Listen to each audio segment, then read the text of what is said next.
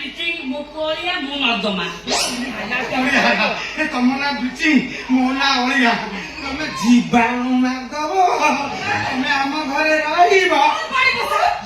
ତୁ କଣ ହରିହରି ମୋ ଗାଲରେ ହାତ ମାରି ସାରିଲୁ?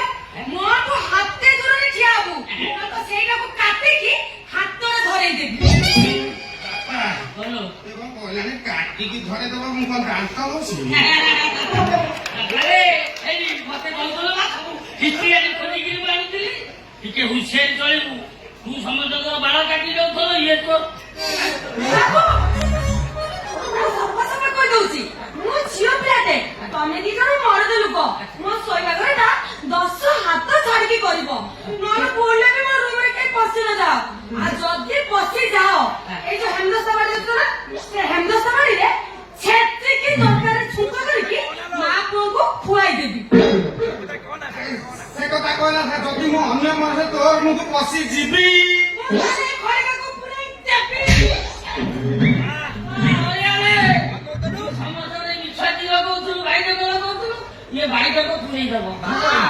ଦେଖୁଛି ବଡ ସାଂଘାତିକ ଝିଅ, ଆକୁ ସମ୍ଭାଳିବା ବଡ କଷ୍ଟ।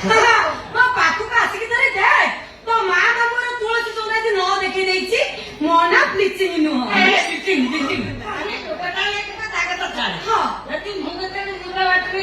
ମୋ କହାଣୀ କି ହାତ ବାଜିଗଲା। ମଲା, ତମେ ମୋ ଜେଜେବାପା ଘୁଷିଆପା ବୟସର ଲୋକ, ଗୁରୁଜନ।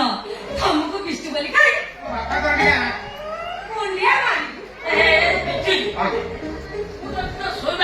ଶୋଇପଡିଲି। ମଲା, ମୋ ନିଜେ କମଳକୁ ତମକୁ ଘୋଡେଇ ଦେଇ ମୁଁ ଆସି ତମ ରୁମରେ ଶୋଇପଡିବି। ଯଦି ମୁଁ ଅନ୍ୟ ମନସ୍କରେ ତୋ ପାଖରେ ଯାଇକି ଶୋଇପଡେ, ବାଟିକି ଚଟଣି କରିକି ତତେ ଚଟେଇ ଦେବି। ମୁଁ କଣ ଧଣିଆ କଥା ହେଲା ବାପା, ଦେଖିଲୁ ତୁ କହୁଥିଲା ସବୁ ହିଷ୍ଟ୍ରି ଖୋଜିକି ଆଣିଲେ, ଟିକେ ବାଗେଇ ସାଗେଇକି ଚଳିବୁ, ବୁଝିଲୁ?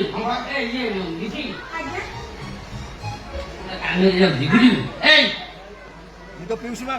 ମୁଁ ଯାଉ ତୋ ପିଇସି ମା ଘରକୁ ଗୋଟେ କାମ ଅଛି, ତୁ ଟିକେ ଡାକି ରଖି ଚଳିବୁ।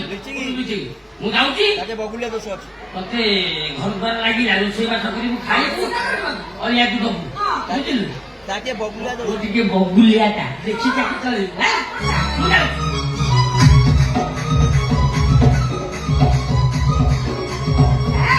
ଜାଣିଛୁ ବାବୁ, ମୁଁ କେତେ ବଗୁଲିଆ ପାଣି ପିଆଇଛି। ଇଏ କୁଆଡେ ଯିବ ବା? ମୁଁ ଏମିତି, ମୁଁ ହଉଛି ଅଳିଆ, ମୋର ଭାରି ବଢିଆ, ମୁଁ ଏମିତି